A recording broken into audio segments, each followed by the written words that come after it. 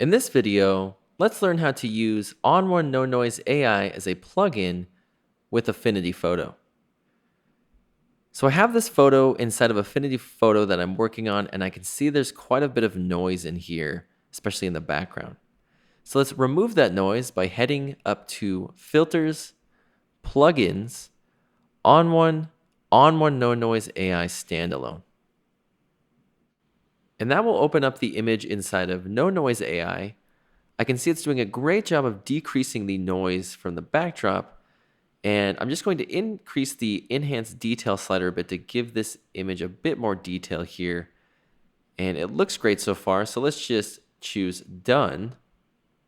And this will take us back into Affinity Photo where we can continue our editing workflow.